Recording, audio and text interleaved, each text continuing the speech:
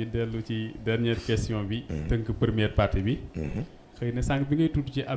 affinité yi nit mën a am par rapport ak dimension yooyu sax. am na benn seetlu boo xam ni def nañu ko. te mooy ci wàllu xale. ci ñi mu tuddee xale si Zahir.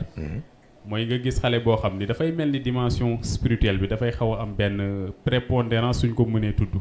par rapport aux autres dimensions. loolu lan moo koy expliquer. d'abord lan ngay woowee prépondérance. maanaam mu nekk xale boo xam ni. dafay mel ni particularité am. mooy aspect spiritualité bi. dafay xaw a ëpp doole. yeneen dimensions yi par rapport ak âge am surtout. waaw phénomène bu ni mel nan lañ koy mën a comprendre. waaw xam nga loolu tax ma laaj ci li nga déggee prépondérance parce que man ci loolu du prépondérance loolu au contraire c'est très normal ci xale parce que ruux da ngay bàyyi xel ni ruux du am âge temps tënk ko espace tënk ko leneen tënk ko ce qui fait que par force mooy gën a mature yi si des léegi nag xale ak fa mu toll normalement aisance bi muy war a am ak domaine spirituel mais keneen waru ko mën a am loolu tax ñu naan xale yàlla ko téyal boppam parce que communication bi foofu la gën a yombee dara raxagu ko moo tax foofu c'est très normal man kay li ma doon jàppee problème mooy le contraire mooy xale boo xam ni amul benn réelle connexion ak son niveau spirituel loolu kay moo doon lu doy waar mais gannaaw loolu c'est très normal. mu mel ni réponse bi dindi na sax indicateur principal bi muy âge. mag mi nga xam ni aussi bëgg na dabaatal. lu rëcc ci dundam. kon mën na tënk boppam ci wàllu boobu noonu. bien sûr c'est-à-dire que ci cadre évolution na leen leer il n'est jamais trop tard il n'est jamais trop tard ndax xam nga li ñuy wax naan yàlla defal benn tànk. jëm si moom mu def ñaar ñëw ci ñëw fekk si la gis nga noonu nga koy déggee gis nga amal 90 ans mu wóor la ni 90 ans yëpp da nga ko caaxaan mu wóor la ni ñaari at moo la dese ci sa dund waxuma la ñaari at yi waaye ci ñaari fan mën nga ko dabaatal day fekk ni opération boo gis dafa am coût dafa am risque dafa am enjeu. C'est très important boo xamee coût bi te mooy li muy jar na la ko jaral boo xamee risques yi nga calculer en accordance boo xamee enjeu bi te mooy nga dabaatal li nga war a dabaatal nga xam nag léegi fan la toll boo boolee ñetti yëpp nag ngay mën a xool ba xam bu la ko jaralee jot nga ci très facilement bu la ko jaraloon nag nga xam ni fa nga yem mooy li may wax ni nit fu mu yem rek moo fa yemale boppam noonu rek la toll. tudd na sànq ne am na loo xam ne critère d'âge tënku ko mu dellu ci ruux aspect temps également mook espace bi tënku ko ñu dégg it fii maam indi sànq ci ne di nga gis ku dund ba dugg bàmmeel te enjeu boobu prendre ko en compte enjeu boo xam ne mooy déglu boppam. déglu communication boobu di dox diggante ruux ak nafsam ci communication boobu noonu nit ki war a teewlu déglu boppam ba mën a arbitrer loolu nu ñu ko war a mën a déggee. mais ruux ak nafs sore na war a réguler rek débat bi am diggante conscient inconscient. bëri na ko dund ba dugg ci bàmmeel xamoo sax ne nekk waxtaan boobu am na mais gis nga mën a réguler débat boobu bokk na ci li permettre nit ki bu ëllëgee mu mun a def fusion bi entre les deux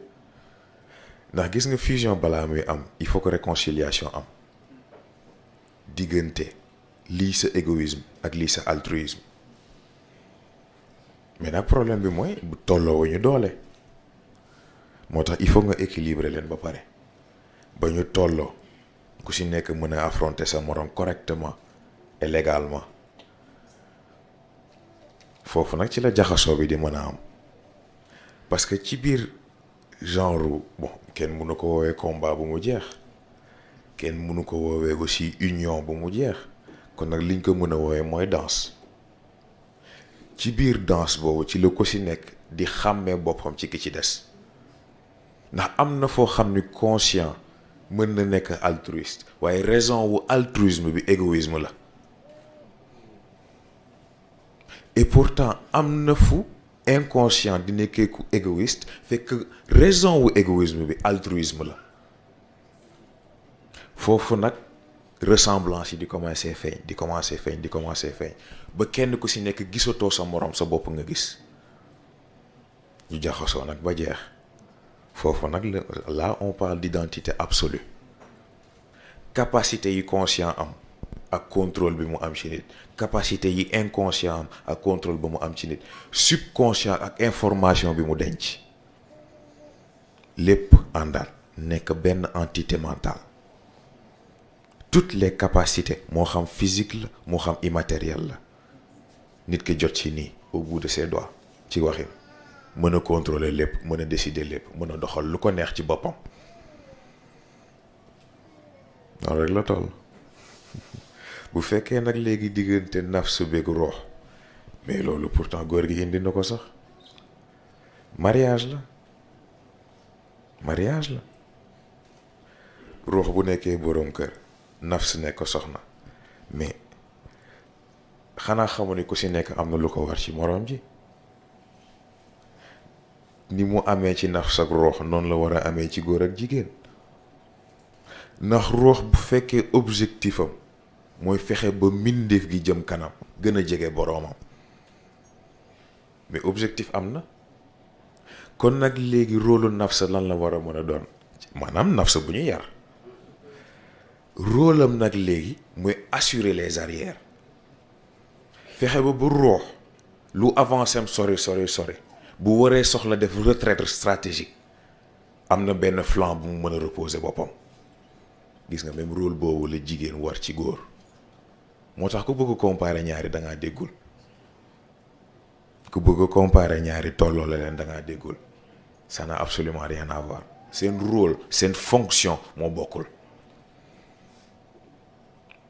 léegi nag xam nga lii finalité bi la waaye ki nga xam ni tey waxuma la waxtaan diggante roox beeg bakkan bi mais moom ci boppam conscience bi mu war a am discussion bi mu war a am vis-à-vis ak rooxam loolu sax musu ko def ci àddunaam bay sax xalaata war a mën a yar bakkanam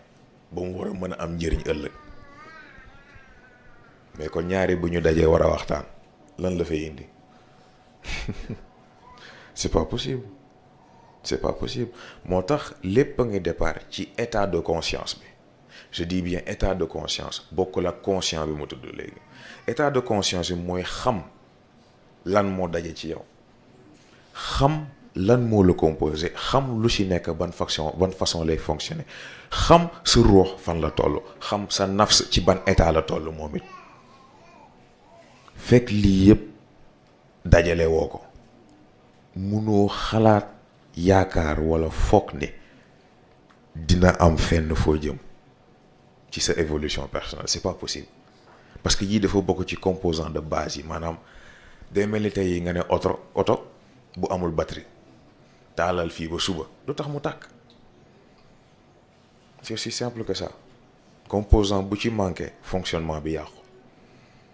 moo tax il est absolument impératif nit ki nangoo def exploration boobu nangoo def expédition boobu nangoo def étude boobu ci boppam